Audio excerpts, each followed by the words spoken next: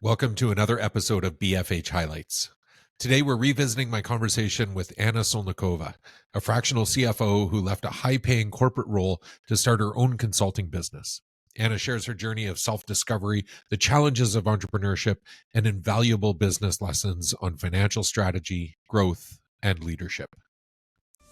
Hi there, I'm Trevor Coote, and this is Business is Fucking Hard, the podcast where business owners pull back the curtain and talk about the realities of owning a business. We'll hear their stories, learn some lessons, and have some fun along the way. Thanks for joining us. Anna spent 20 years as a corporate accountant before realizing she needed a change. She took time off to reflect and identified 3 key personal values: integrity, transparency, and kindness, that shaped her next move. So I'm a CPA CGA, so I'm a chartered professional accountant, and I spent about 20 years working in industry, so I was working for other companies. And up until July 2023, I was working for a company in North Vancouver, and I had been there for 13 years. And at that point, I decided that I needed a change. So didn't know what that was going to look like, but I had resigned from that role, took about 2.5 months off, did a lot of soul searching.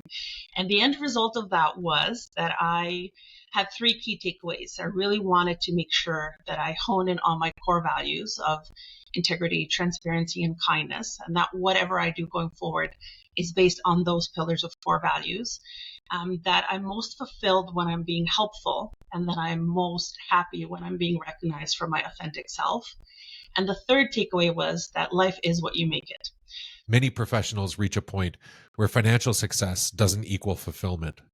Anna's journey is a reminder that aligning work with personal values can lead to meaningful success. Leaving a comfortable, high-paying role isn't easy. Anna went through deep introspection, supported by loved ones, to figure out her next steps. So for me, it was kind of a combination of things. My sister who lives in Europe was visiting for the whole summer. So it was an excuse to spend a lot of quality time with her, and just through a lot of deep conversations with her and my husband, and getting their perspective on what they had seen me personally go through over, really, I would say, the last 2 years when I started to feel my mental health deteriorating. I was in a position that was very well paid. I was making a lot of money, but I had become very unfulfilled. I had become unchallenged. I had become stagnant and very burnt out. And that was not going away. Despite how many trips I took, however many long weekends I took, I just could not shake this feeling of I'm unhappy. I'm very well paid, but I'm unhappy. And I'm selling my soul for a job that I no longer found fulfilling. And so having my own take on that, and just having this kind of pit of despair, really, but also having outsiders' view on that, and having them really tell me, we observe that you're happiest when you do X, Y, Z.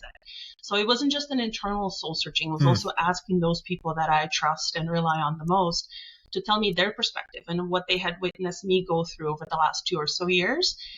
This highlights the importance of taking time to evaluate what truly makes you happy, not just financially, but personally and professionally. Anna never planned on being an entrepreneur. Her shift happened organically after exploring industry gaps. I'll preface this with saying that I never envisioned myself being an entrepreneur. Like, being a business owner and entrepreneur was never on my wish list. It's something that I actually fell into by accident, and it was the best possible accident that could have ever happened to me. I'm very much an implementer rather than a visionary. So there are 2 different styles of leadership and how you go about things. And I'm very much the implementer. So I thought, okay, I'll leave that job. I'll take a few months off, figure out my mental health, and then go and be a CFO somewhere else. And that was the plan all along.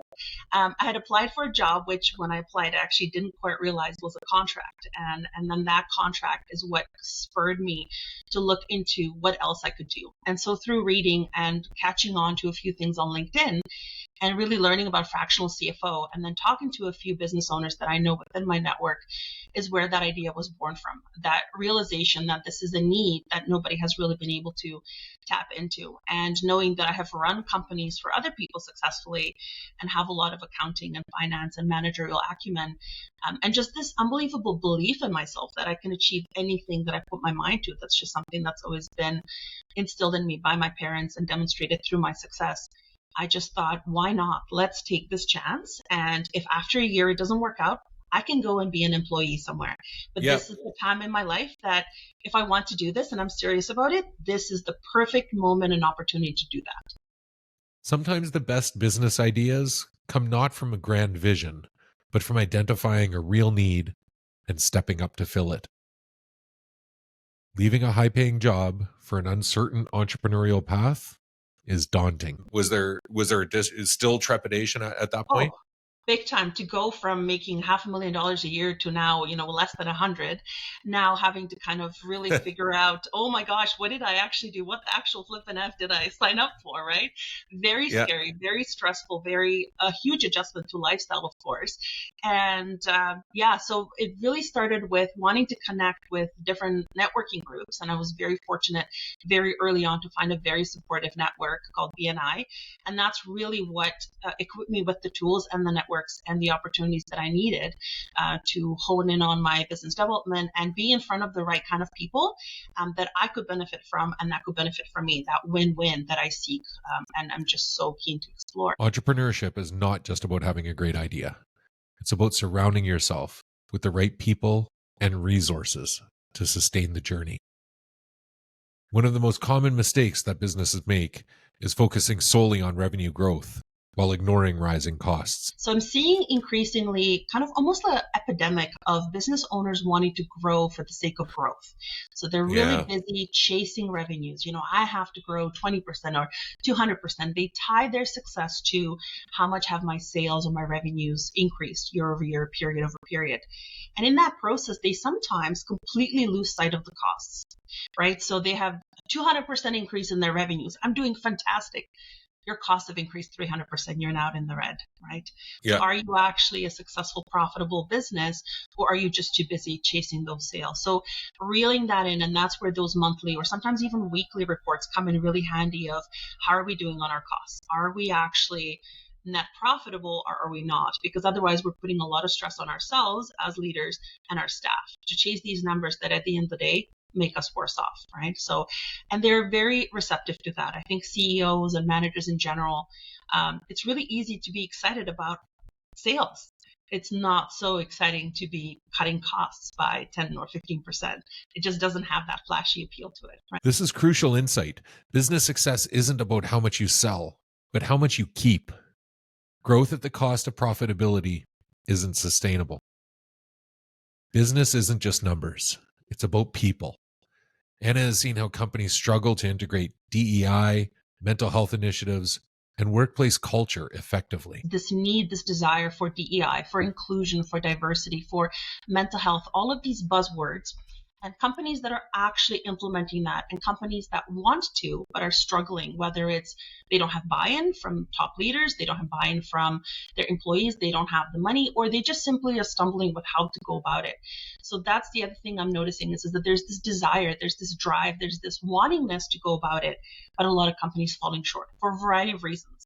And it's not a blame game, it's just, there doesn't seem to be the infrastructure to implement this successfully. So we all talk about mental health, but what does that actually look like? How do we actually make that happen other than just there's snacks and yoga classes?